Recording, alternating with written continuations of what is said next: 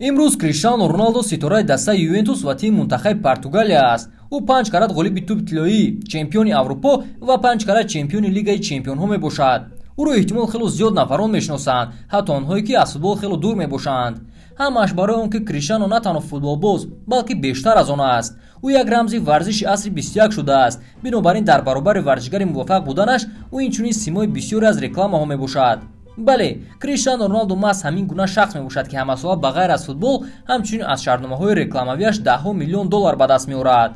аммо шояд бисёриҳо овозаи онро фаҳмида бошанд ки дар оилаи боғбон Жозе Диниш Аверу ва ҳамсари ӯ Мария Долореш таваллуд шудани Криштиану Роналдоро намехостанд ва ин кор маҷбурӣ шуд. гӯё модаи Роналдо ҳангоме ки маротибаи 4-рум ҳомиладор шуда буд, намехост фарзандро таваллуд кунад ва хоҳиши аборт кардан дошт. вале пеш аз сар кардан хотиррасон мекунем ки ин видео бо рӯи як икс сохта шуд. онҳо на танҳо беҳтарин дастаҳои ҷаҳонро сарпарастӣ мекунанд, инчунин канали моро ба ссилкаи дар зери видео буда дароед ва бозӣ кунед. барои одамои нав то $100 тӯҳфа омода карданд. имкониятро аз даст надеҳ. оё бо овозаҳои аборт кардани Роналдо бовар кардан мумкин аст ё не? аз куҷо фаҳмидан мумкин аст ки он дуруст аст? барои таздиқи ин овоза китоби автобиографияи моддаи Роналдо ки номаш нотарсии модарона аст ва он соли 2014 чоп шудааст, хондан мумкин аст. дар ин китоб Мария Долореш менависад ки вақте ӯ фаҳмид ки 4-рум маротиба ҳомиладор шудааст, 2 бор хост аборт кунад. дар аввал ӯ барои ин кор ба беморхона муроҷиат кард.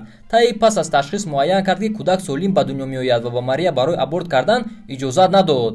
аз ин қавли духтур моддаи Роналдо сахт рафтуда шуда буд.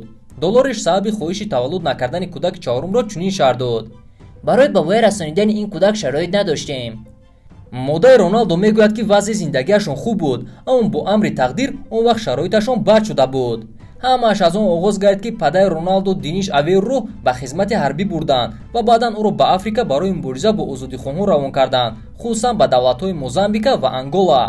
он вақт дар оилаи Диниш ва Долореш аллакай 2 фарзанд буд, аммо падар аз хизмати ҳарбӣ тамоман шахси дигар шуда баргашт. моддаи Роналдо нақл мекунад ки вақте Диниш аз ҷанг омад, ӯ тамоман захмӣ набуд, аммо аз чӣ сабаб бошад майзида шуда буд, яъне хело зиёд менӯшид. ман хоҳиши аборт кардан доштам вақте Роналдо дар батнам буд. ман 30 сола будам ва аллакай 3 фарзанд доштем. оила фақирона зиндагӣ мекард ва мо дучори мушкилиҳои зиёд шуда будем. шавҳарам хело кам маош мегирифт, аммо он вақт духтурон маро барои аборт кардан иҷозат наоданд ва ман маҷбур Криштианоро таваллуд кардам.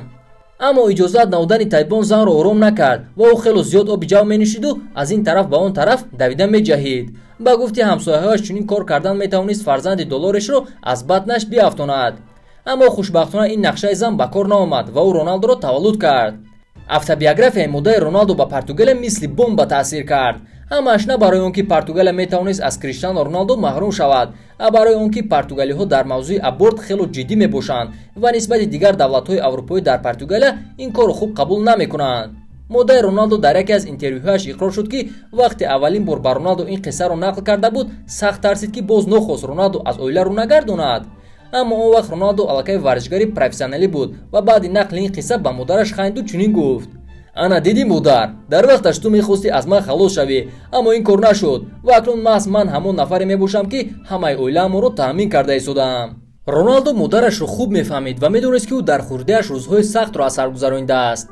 Мария Долореш дар 5 солагиаш аз модар маҳрум шуда буд ва вақте падараш зани дигар гирифт, духтарашро ба сағирахона равон карда буд ки он ҷо ӯро сахт азоб меоданд ва масхара мекарданд. дар натиҷа сағирахона духтарчаи хурдакакро ба падараш баргардонид. он падараш ба ӯ дилаш намесӯхт ва ҳамеша мезад. аллакай дар 13-солагӣ Долореш маҷбур буд ки ҳаёти мустақилонаро сар кунад ва худаш барои як бурида нон пул кор мекард. чунин ҳаёт ба духтар сахт таъсир расонида буд ва ҳатто ӯ бори хуст ба худкушӣ даст занад, аммо хушбахтона дигарон нагузоштанд ки ӯ ин корро кунад. бинобар ин вақте дар ҳаёти Долореш ҷавоне бо номи Диниш пайдо шуд ва онҳо оила барпо карда соҳиби 2 фарзанд шуданд, ҳамааш хуб ба назар мерасид ва зиндагиашон хуб шуда буд. аммо чӣ тавре ки гуфтем, хизмати ҳарбӣ падаи Роналдоро тамоман дигар кард. Диниш Аверу то охирон рӯзи ҳаёташ бо майнӯшӣ мубориза мебурд. ӯ соли 2005 аз ин дунё рафт, вақте Роналдо ҳоло нав дар Манчестер Юнайтед машҳур шуда истода буд. ин хабари нохушро Роналдо танҳо соли 2006 пеш аз бозӣ бо мунтахаби Россия фаҳмид ва ба майдон баромада ашки чашмонашро нигоҳ дошта натавонист. ӯ бо падараш муносибати гарму салимӣ надошт, аммо ӯро дар дилаш хело сахт дӯст медошт.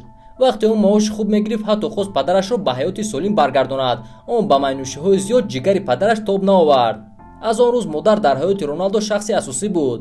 Бисёрҳо ӯро масхара мекунанд, ки ба ҳама ҷо бо модараш меояд, бо модаре ки як замон мехост ӯро аборт кунад.